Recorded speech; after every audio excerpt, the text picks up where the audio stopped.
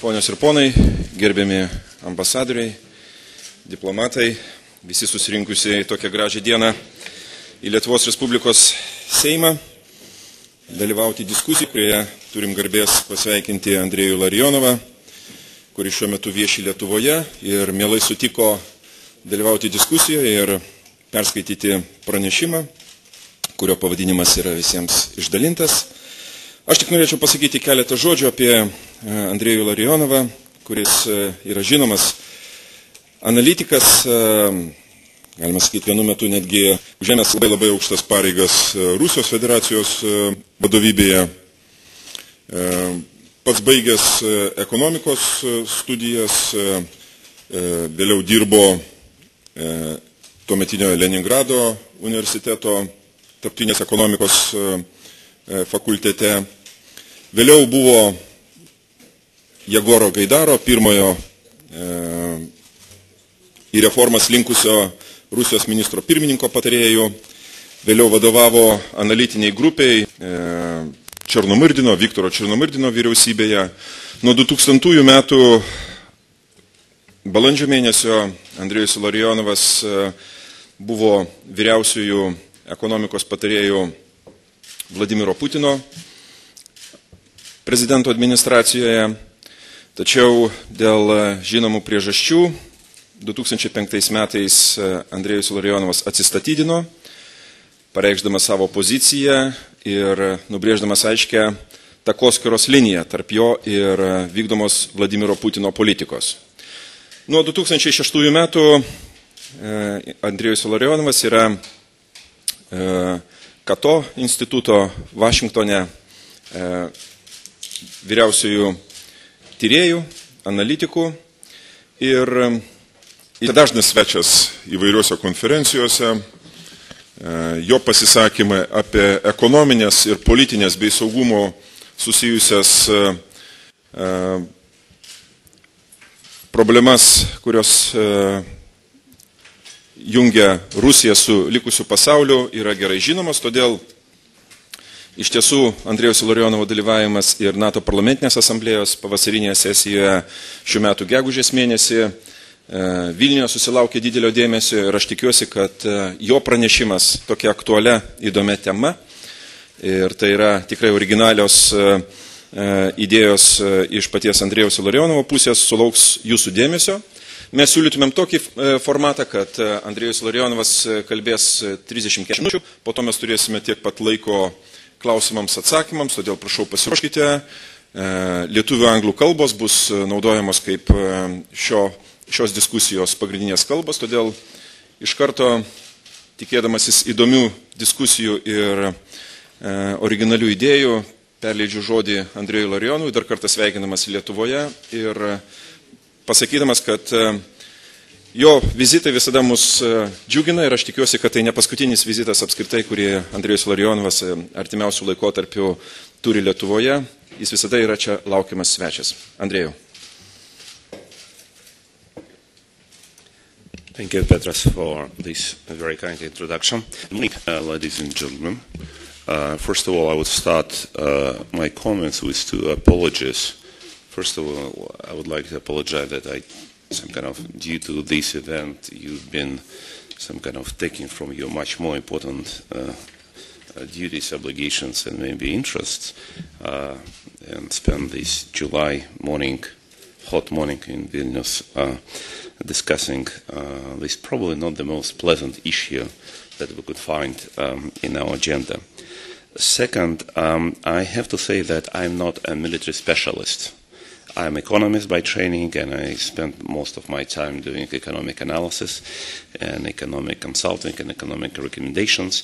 So that is why if something in my coming remarks would not be strictly according to the military terminology, I apologize, but sometimes in our life we find ourselves in a situation that we need to deal with new challenges, with new issues, even we are not fully educated in those issues, but those issues do have extremely important meaning and extremely important weight in our that's why we need to concentrate and we need to maybe relocate our interests new issues. The topic of our meeting is non-linear war. So we will be talking about the war, which have this particular title. And today, July 28th, year 2014, looks like it's a rather symbolic day because today, exactly today, 100 years ago, there was the beginning of the First World War. So probably Aeroflot company, some kind of lost our luggage on purpose just to give a chance to speak here exactly this Monday, not day early, not day later. So, coming to the topic, first of all about terminology. You can find several terms that are used as synonyms, like non-linear war, hybrid war, non-conventional war, new generational war or warfare, war of new type, and so on. So just I am using them like synonyms. I think it's interchangeable. Probably some military specialists would find something special, but I would use it like this. Also, this discussion about non-linear war can be rather general. Concerns a number of military conflicts that already happened, or is underway, or is probably coming, but also those terms are being used in relation with the concept of either Third World War, or Fourth World War, or Fifth World War, depending on the author, depending on how different authors calculate what the Third World War like, Cold War, whether it is a fourth or fifth or so on. My second point is about authors of this non-linear or hybrid war or non-conventional war or new generational warfare.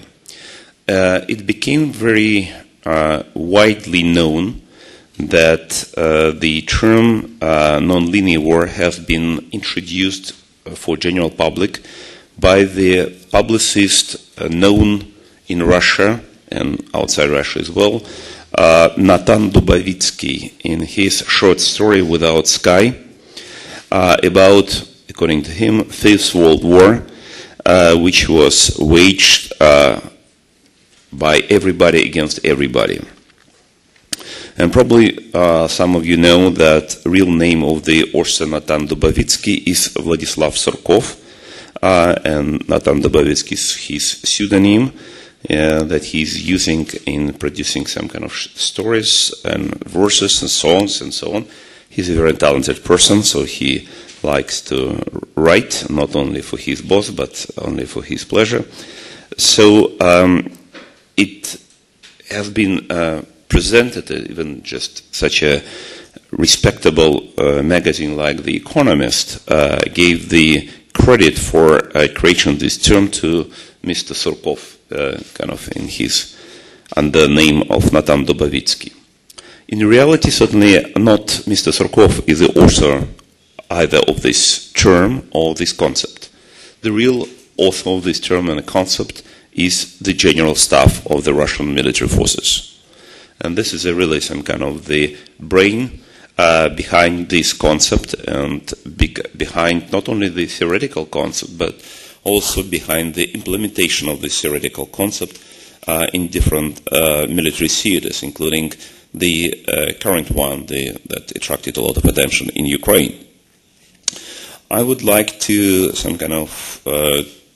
to spend some time, those of you who are interested in this topic in more details, to look into the speech of Valery Gerasimov, chief of the general staff of the Russian military forces in January year 2014, at the meeting of the Academy of Military Science. It is a rare case that his speech, at least some of that speech, has been published in open press, in which Mr. Gerasimov is discussing the new methods, a new type of war in which the world and Russia are going to be engaged. I would mention some main messages that you can find in this speech. The most important characteristics of this new war, non-linear war, is blurring the borders between war and peace. If before, and especially now, we know that the war has been declared, as it was in July 28, 1914, or later. So now wars are not declared, and they have been started, have been launched without official and public declaration of military actions. And actually some military conflicts like Russian-Georgian War of year 2008 was exactly like this. Those new wars are being launched and conducted, but not according to the old standards of military operations. They are using intensively experience accumulated in guerrilla warfare and in colored revolutions, mostly not in Europe, but in our world and in some other places. Another very important characteristic, it's a very wide use of non-military means, political, economic, especially informational, humanitarian means in achieving political and strategical targets. Also a very important element of this so-called not strictly military warfare is using mass protest of civilian population, civilian disobedience, and political oppositions in targeted countries. At some point, all these means are being added with military actions. First of all, of hidden character, especially if and when the special forces, spetsnaz, are being employed, and including terrorist acts, in view of the shooting and hitting of the Boeing 777 departing from Amsterdam on July 17th, it became very clear how widely and seriously terrorist actions can be used in achieving the political and strategic purposes. And at some final stage, maybe not final, but in some crucial stage when necessary environment has been created, use of open military actions, mainly to achieve the final success. And it is very important. It's happening not only in the type of in the form of the front attack, but in the form of peacekeeping operation. Another element in this warfare is wide use of these asymmetrical actions.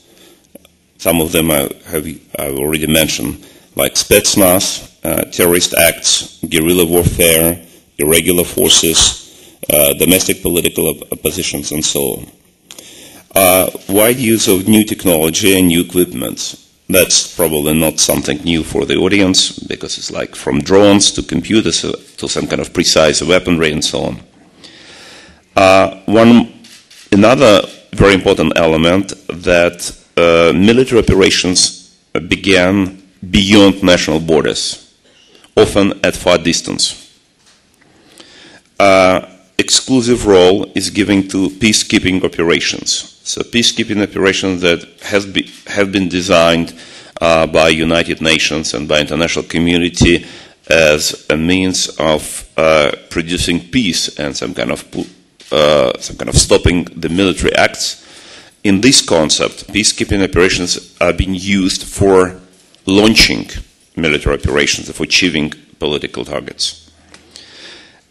Another element which is openly included into this concept is so-called preventive actions,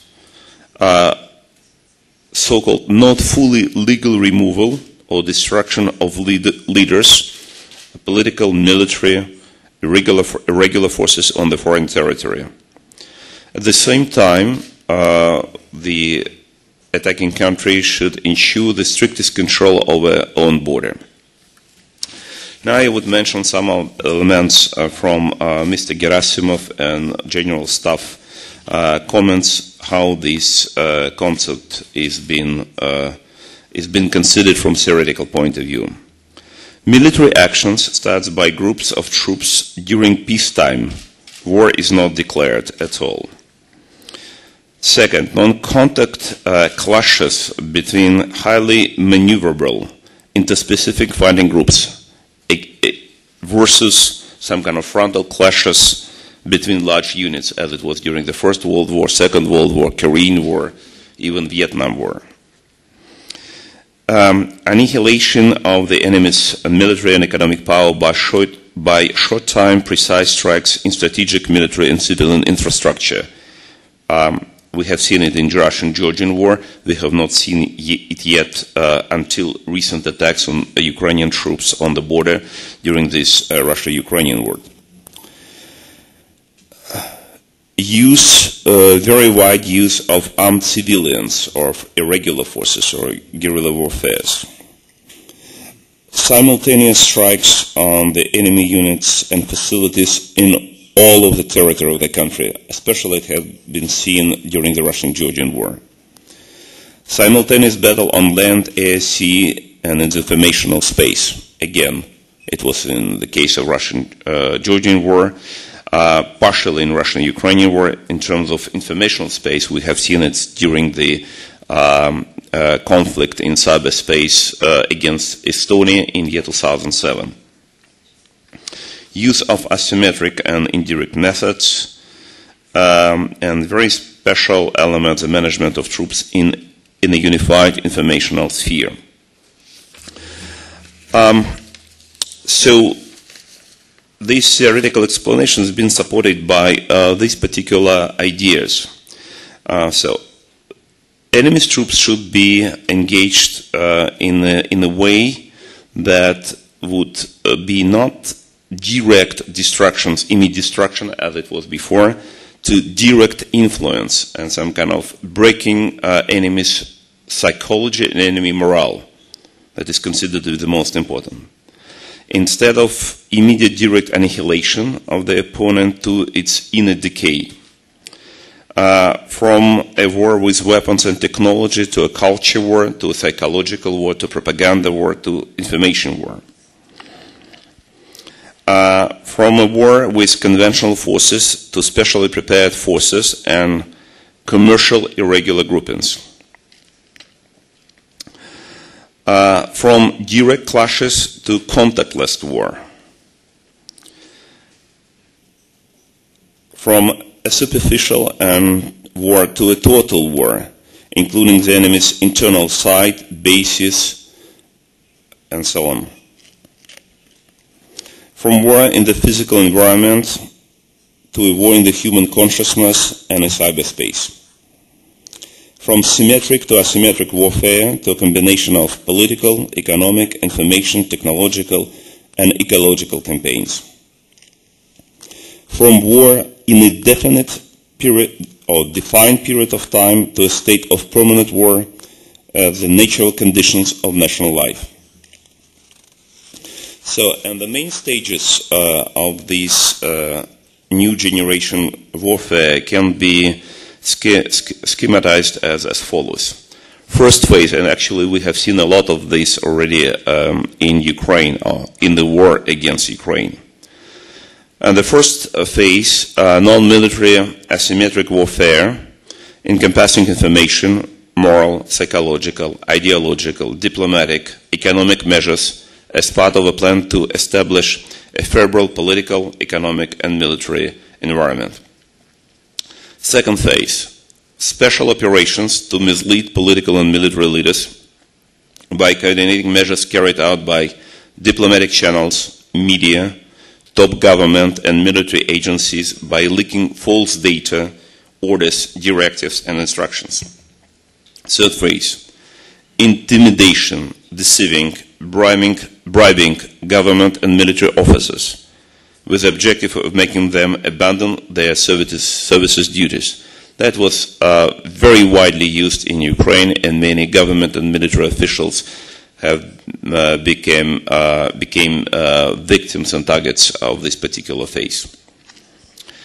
Fourth phase, destabilizing propaganda to increase discontent among the population, especially boosted by arrival of Russian groups of militants, escalating subversions on the territory of the targeted country. Fifth phase, which we have not seen yet, but it is included as a theoretical base. Establishment of no-fly zones of the country to be attacked, imposition of blockades, and extensive use of private military companies in close cooperation with armed opposition units. Six, commencement of military action immediately preceded by large-scale reconnaissance and subversive missions. Seventh phase, combination of targeted information operations, electronic warfare operation, aerospace operation, continuous Air Force harassment combined with the use of high-precision weapons launched from various platforms, including long-range artillery, weapons-based, new physical principles, microwave radiations, biological weapons, and so on.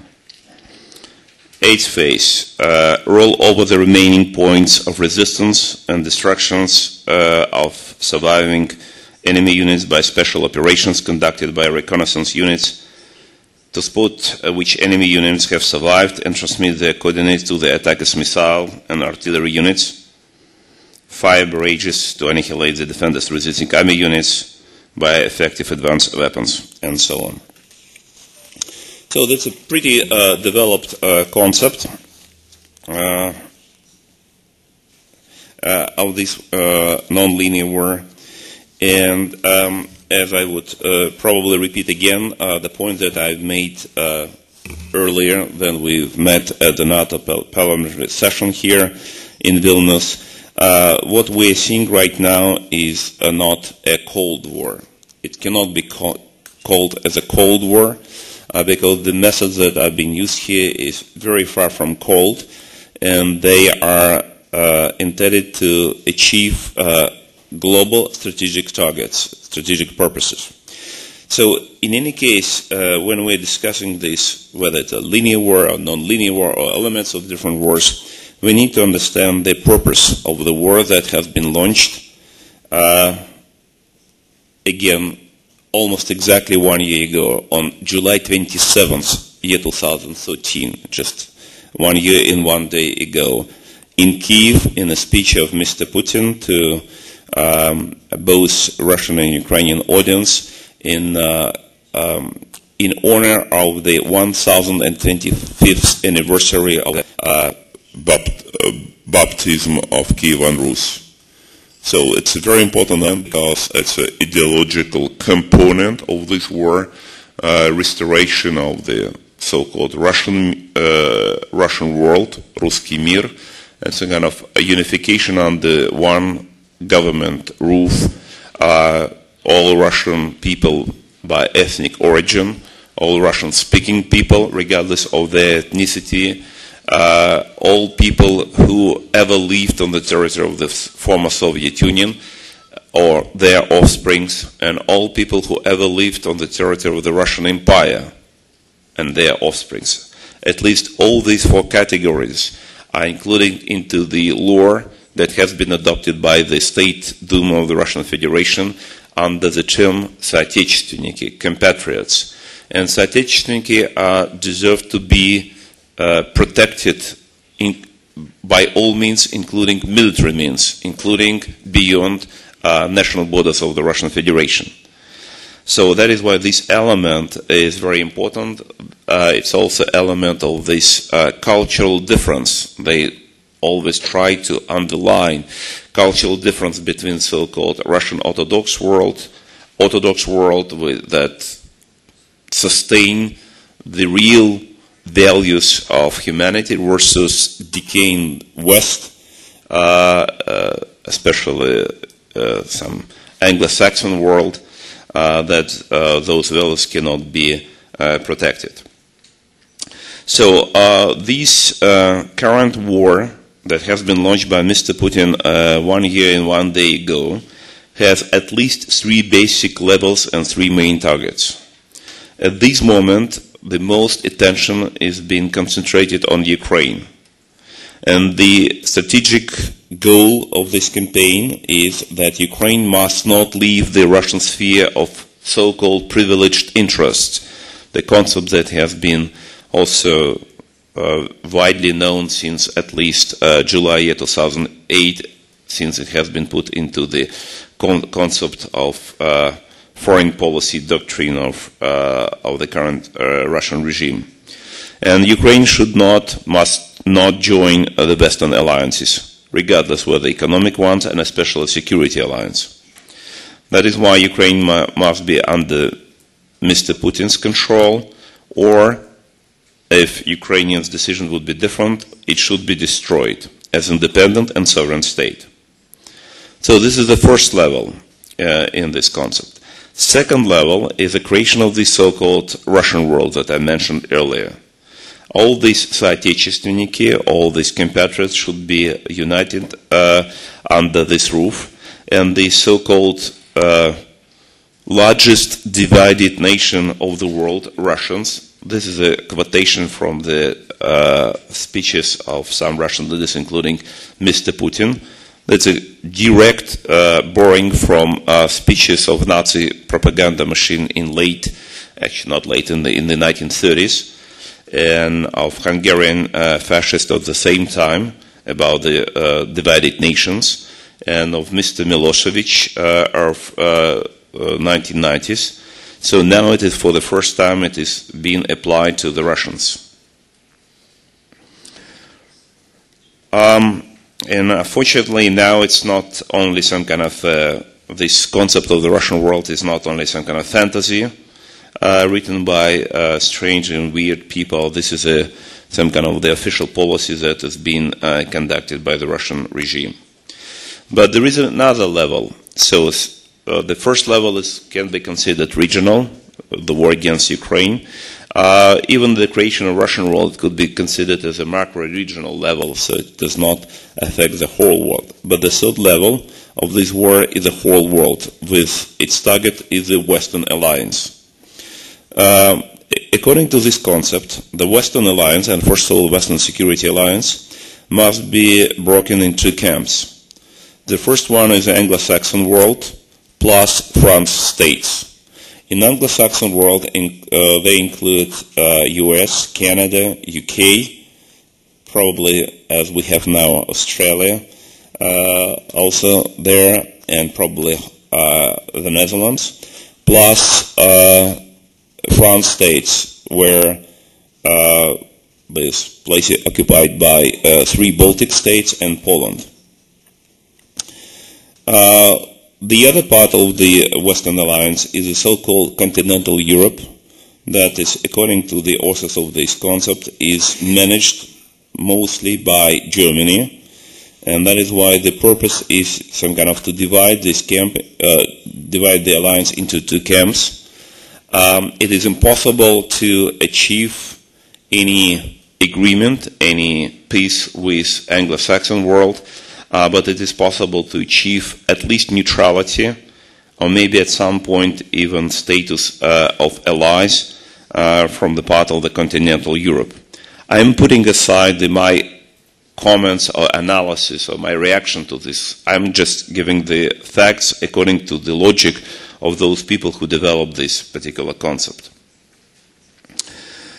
The most, some elements of this hybrid war, on linear war, on conventional war that have we already seen, both in cases of the Russian-Georgian war and Russian-Ukrainian war. Some element that I would like to comment in more details. Intelligence. It was very clear that intelligence was collecting for a long time, for many years, and key figures of the Russian forces who emerged later, like Mr. Girkin, as the leader of these military operations, have traveled to Ukraine many times, especially in the delegation of the Russian Orthodox Church, accompanying the Russian Patriarch Kirill and other church officials. So that is why it's another element just to look into how different agents, not only military agents, not only military subjects, not only state subjects, but non-military, non-state subjects, including civilians, including business people, including church people, including different type of companies, are being used in collecting information and in conducting subversive actions and even military actions as well. Counterintelligence on the part of the Western Alliance happened to be not at very high level, and I would like to mention several very clear and very painful mistakes that have been visible over the last few years. Just through all July year 2008, Georgian officials, including President of Georgia Mikhail Saakashvili, were informing Western Alliance, NATO, OSCE, just particular organizations and personalities about the concentration of Russian forces on the Russian-Georgian border. All of this information have been disregarded by American and Western officials with high people, including the Secretary of State of the United States, saying that, okay, we know Russians, they will never intervene you. So, and when the real intervention on mass scale has been studied, so it took United States by surprise. So the intelligence was not able to supply any information, neither before attack, nor even after attack. When Georgian asked for satellite photos of the concentration of the intervention, United States did not possess such documents. This year, something similar happened just one day before of the Crimean open intervention. On February 26, the U.S. intelligence community published a report saying that some kind of military activities on the Russian side does not mean that Russia is going to attack and occupy either part of Ukraine.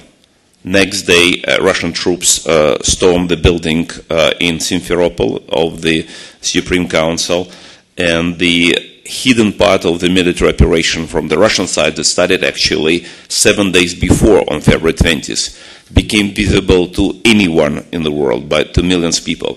So the U.S. intelligence was not able to detect neither hidden part of this, not almost even a visible part. One more element that even also just showing what kind of instrument have been used. In mid-April, year 2014, Russian regime started disseminate rumors and disinformation about immediate attack of the Russian troops and crossing the Russian-Ukrainian border and attack on Kiev. So, and they have achieved such a fact that for example, very well-known person like Dmitro Timchuk, who is one of the some kind of leading voices in explaining disinformation on the Russian side, also got in trap and also said that, okay, we're expecting intervention from the Russian troops within 48 hours. Another person, Mr. Marchuk, who was the Minister of Defense of Ukraine, who was the head of the Security Council of Ukraine, who was the head of KGB of Ukraine, and so on, also made a statement that produced a very some kind of strong shockwaves in the Ukrainian society, saying that in 48 hours, Russian troops are going to cross the Ukrainian border. The effect of this disinformation campaign was such strong that whole Kiev has been deserted. There was almost no people there. The economic life and political life has been paralyzed, and there was no intervention from the Russian troop. So that is why there are different ways to influence internal political, economic life of the targeted country can be used to destabilize and to destroy either economy or psychology or morale or all of them. Cyber war. We have seen how the cyber war has been used against Estonia in year 2007. against Georgia in year 2008, when almost all websites of government bodies and organizations have been paralyzed by cyber attacks during the war.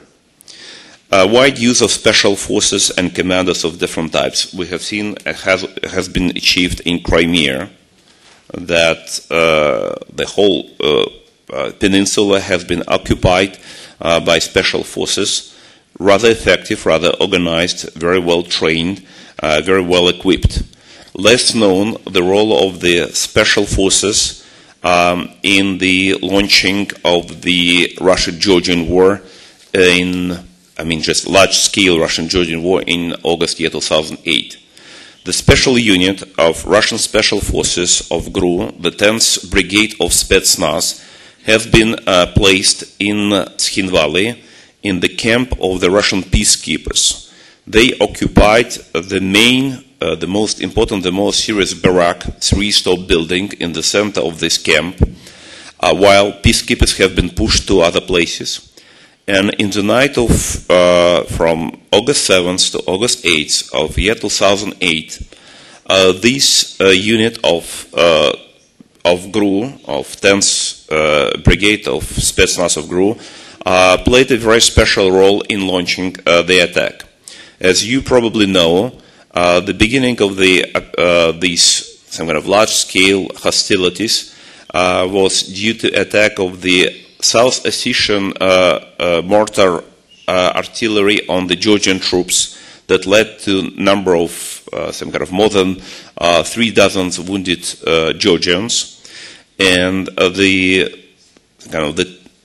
aim was to provoke the response with fire to the position, because South Ossetians launched their attack from the position of Russian peacekeepers. So if Georgians would respond with fire, so would definitely attack Russian peacekeepers. That would be the pretext for the full-scale operations. Georgians did not respond, even they some kind of suffered serious casualties. So then Mr. Medvedev called at 2 in the morning, but not to the Russian peacekeeping camp in Tshinvali, but to the commander of this unit, of 107th unit of this brigade, asking why there is no response from the Georgian troops. So the response was that, okay, so they do not respond. Okay, the order was, okay, to intensify fire from the South Ossetian troops, that Georgians would respond. On 4 in the morning, Medvedev called again, asking what is the situation on the ground. And the response was, again, there is no some kind of fire from the Georgian position. Then, 7 in the morning, not Mr. Medvedev, but Mr. Putin called from Beijing, once again, to this 107th unit of Spetsnaz. We can some kind of have some guess what kind of discussion was that time. But 30 minutes later, this unit of Spetsnaz started fire against Russian peacekeepers. As a result of this fire, one of the officers of Russian peacekeepers has been killed, and another one was wounded. After that, the Russian side has received so-called material confirmation of the death of Russian peacekeepers. They claim that it was from the Russian fire, and after that they claim that, okay, this is a basis, some kind of so-called legal basis for mass-scale intervention through the Russian-Georgian border. In fact, the Russian troops already crossed the border, but they needed some kind of legal pretext for this operation. Once again, it shows what role can be assigned to such a special forces, to such commanders, in launching and in sustaining particular military campaign. Another point, as I mentioned already, but I would repeat again because it's very important, because it changes our understanding what kind of war is it. It's a wide use of the so-called non-government actors, including business, NGOs, religious organizations, criminals, private persons, that are acting relatively independently, but but under the overall guidance and centralized command. This is the so-called the term of the third force. When I studied the Russian-Georgian War, and I have intensive interviews with OEC officers located in South Ossetia of different nationalities, and we're trying to restore some kind of what happened before the launch of hostilities on August 7th. So they told me the story that they didn't understand initially, but started to understand it later. So in July year 2008, they have detected appearance on the theater, on the military theater, what they called the third force. So before that, as probably some of you know who followed these events, there was a regular, with some breaks, some kind of exchange of fires between South Ossetians and Georgians troops, and some kind of irregular units and so on. And each time when such exchange of fire happened, so the officers of OEC missions moved to that place, to this site, some kind of collected evidence, and after that they kind of prepared reports and informed, okay, in this case, okay, South Ossetians started the fire, Georgians responded, there were so many casualties, so many wounded, they some kind of produced reports sending to all sides and so on. Next time, okay, that's Georgian started, so the South Ossetian responded, okay, they prepared report to send to all interested side. But in July year 2008, they detected that, okay, there is a kind of exchange of fire, they're moving to the site, and all of a sudden they found that this particular exchange did not happen because neither South Ossetians started this exchange, nor Georgians. When they found this first time, they were complete mystery because they could not explain what happened. But when those cases became quite regularly, they said, all right, that's arrival of the so-called third force. And when I asked, okay, what is the third force? Because first of all, I did not buy it because I said that it's just another military anecdotes, some kind of generals or officers, some kind of trying to produce impression on civilians. But they said, okay, we are sure that it's the Russian forces. And actually, he didn't tell me. He showed with his eyes on the map where was the Russian Federation. And I said, okay, I cannot buy it. It's completely impossible.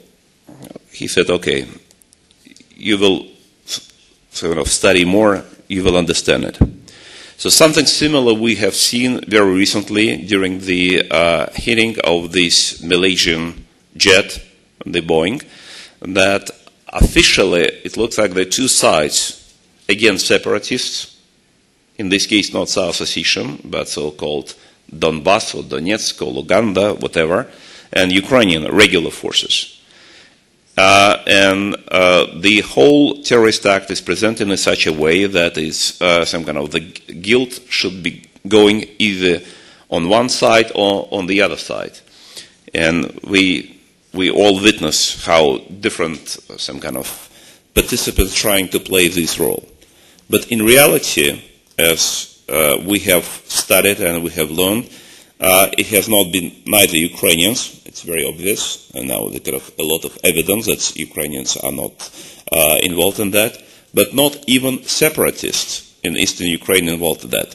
Yes, this is true. It was done on the territories controlled by separatists, as it was many of these terrorist acts in South Ossetia happened on the territories controlled by South Ossetian separatists.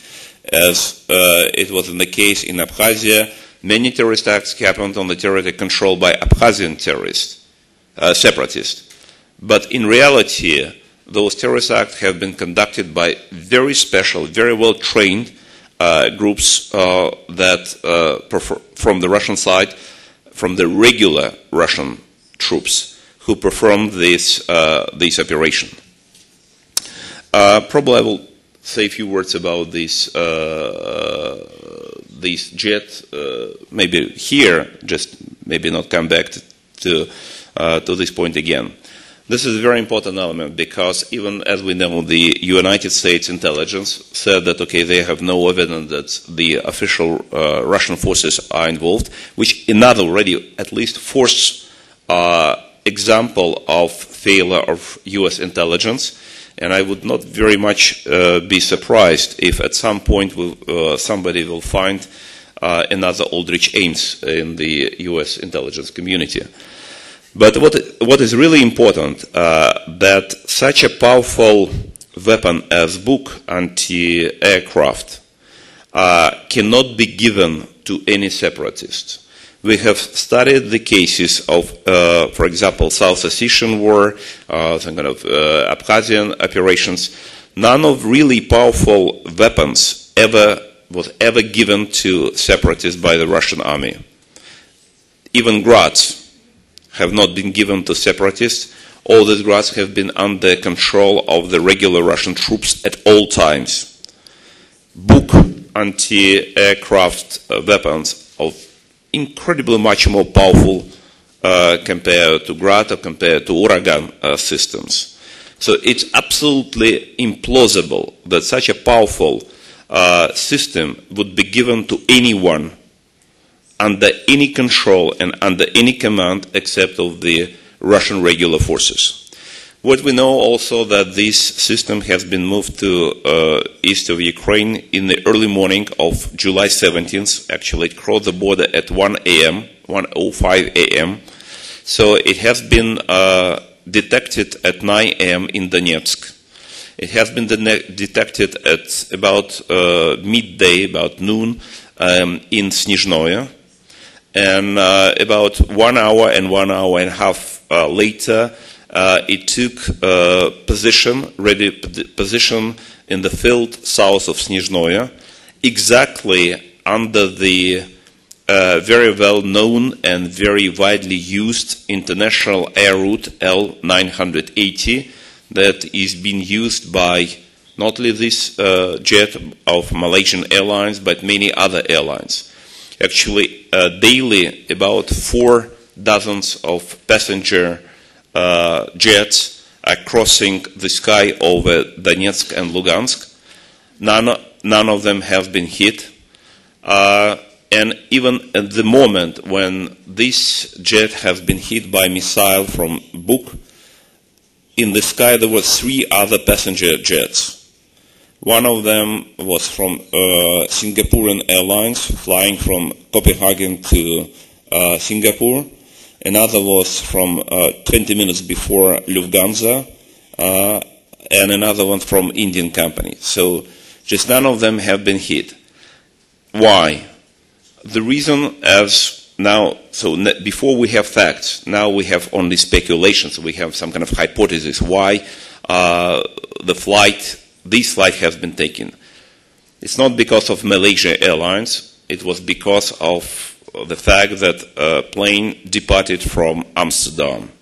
And there are a number of explanations that have been put forward, starting from some kind of personal humiliation given to Mr. Putin because Mayor of Amsterdam has refused to have some kind of official reception during the visit of Mr. Putin to Amsterdam a year ago, to the concept of this Russian world or Russian Orthodox values, according to which Amsterdam is the capital of European scene or capital of gay Europa, as they used to say, or to some other reasons, or even probably some people would link to the today's announced decision of the court in The Hague concerning the UCAS.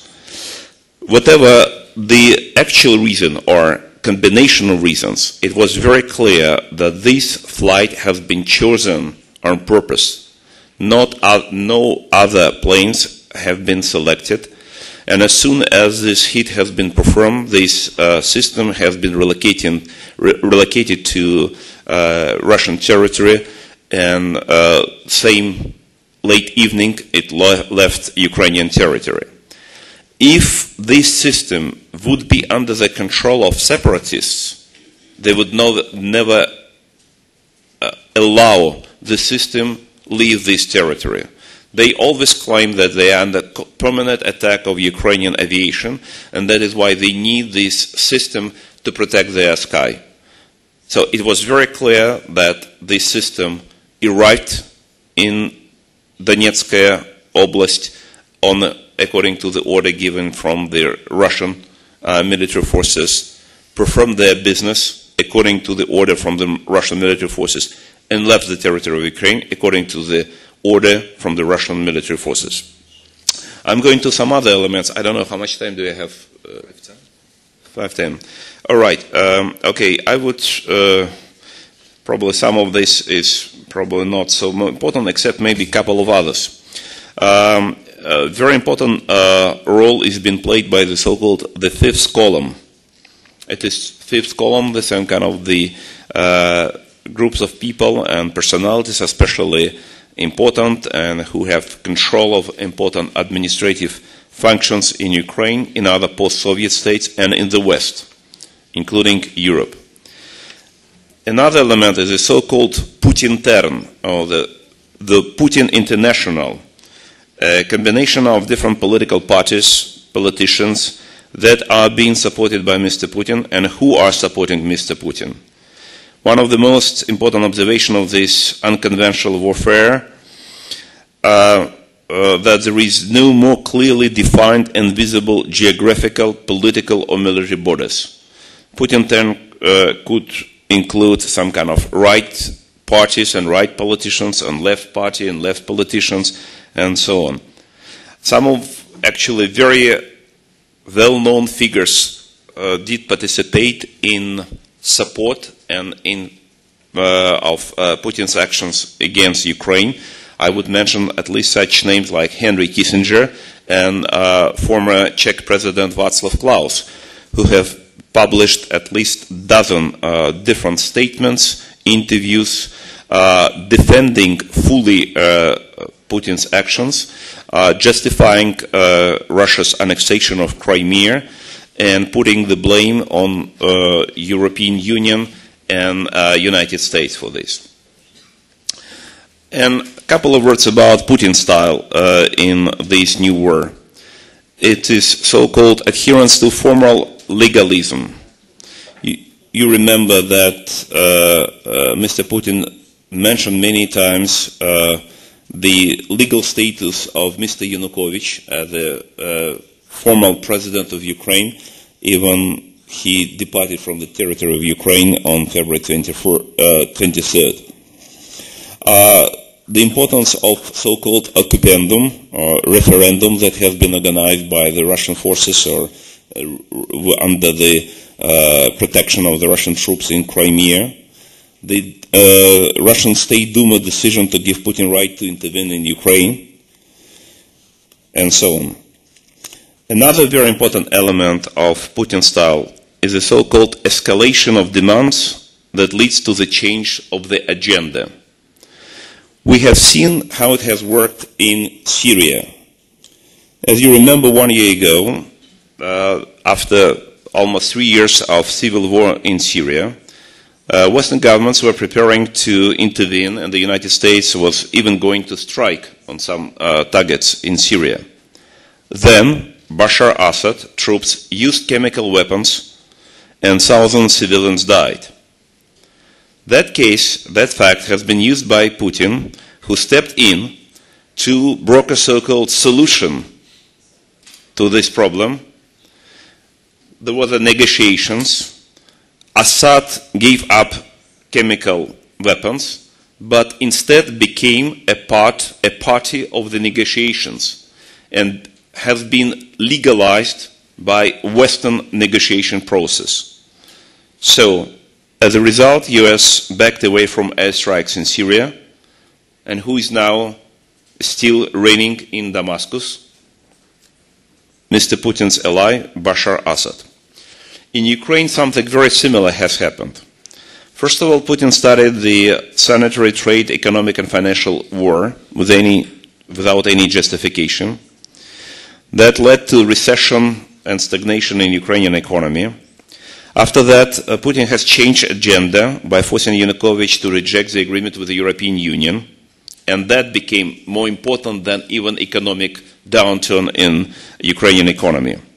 When people went into Maidan, protesting this turnaround in the Ukrainian foreign policy, Putin has again changed the agenda by instigating adoption of draconian laws by the Ukrainian parliament on January 16, 2014, and use of brutal police force against demonstrators.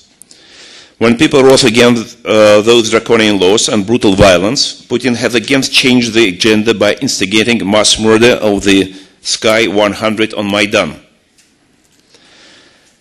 When the new government started investigation of this mass murder, Putin has again changed the agenda by snatching Crimea from Ukraine. When the public attention was attracted to Crimea, Putin has changed the agenda by launching the destabilization of the south and east of Ukraine. When Ukraine and the world were dealing with atrocities in eastern Ukraine, Putin has again changed the agenda by massing troops on the Russian-Ukrainian border and threatening to intervene directly on mass scale.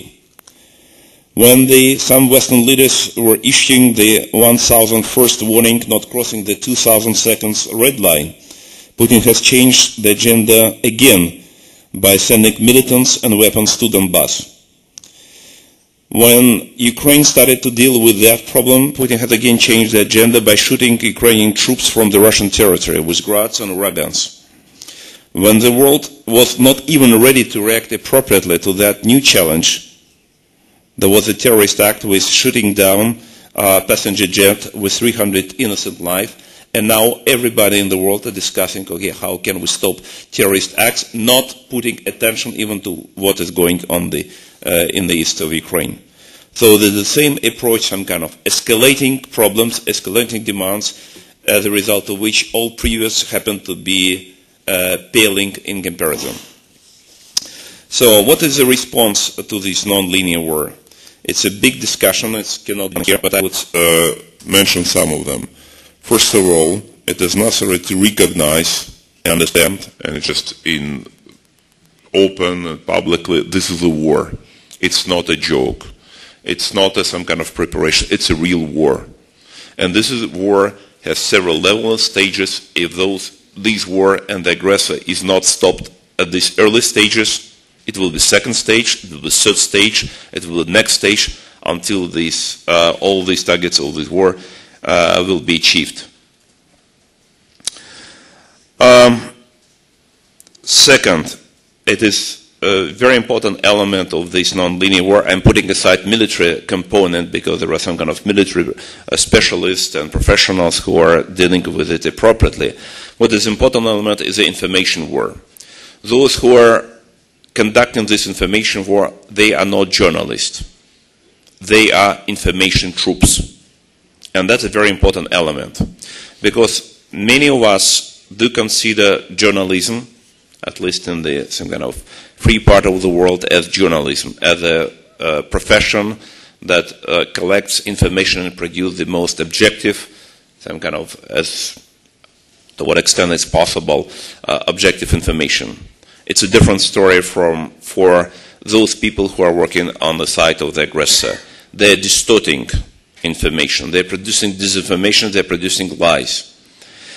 Ukrainian website InfoResist has published some time ago the collection of the 20 lies of Putin propaganda against Ukraine, which shows how sophisticated the approach of those information troops, because they're using footage, video, photo materials that collected from Dagestan 5 years ago, from Syria 3 years ago, from Bashkortostan 10 years ago, from some other places in different time in different places.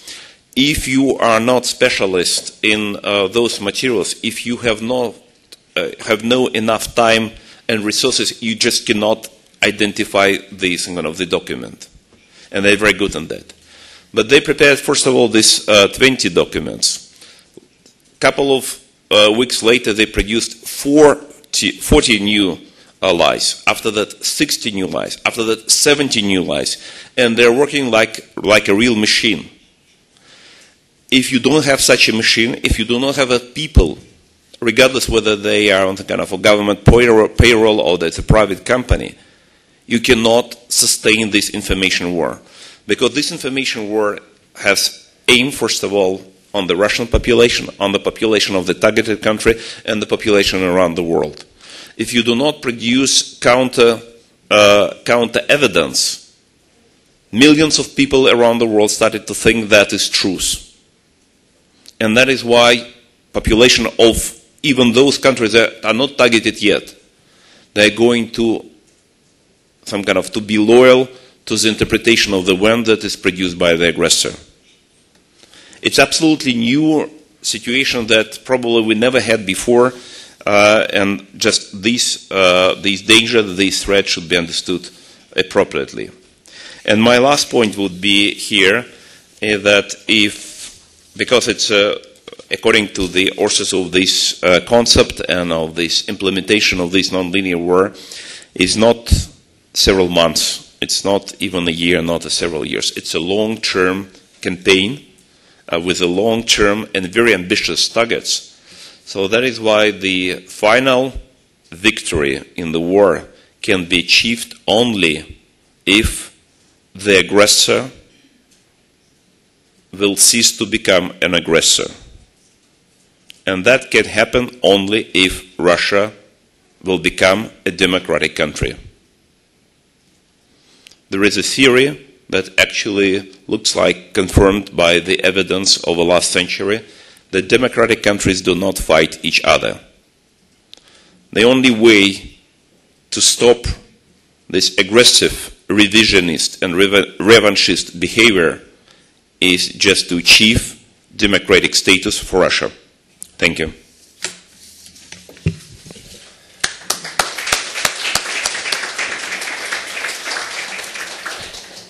Didelis ačiū Andrejau už puikią paskaitą, už tikrai gerai apgalvotas išvadas ir tą argumentaciją, kurią pateikėte savo pasisakymo metu. Aš manau, mes turime gerą pusvalandį diskusijom. Aš prašyčiau tie, kas užduoda klausimą, prisistatyti, suformuluoti klausimą lietuviškai arba angliškai ir sugavęs vieną paklausimą jau internetu, tačiau pradėsime nuo Lietuvos žiniasklaidos. Prašau.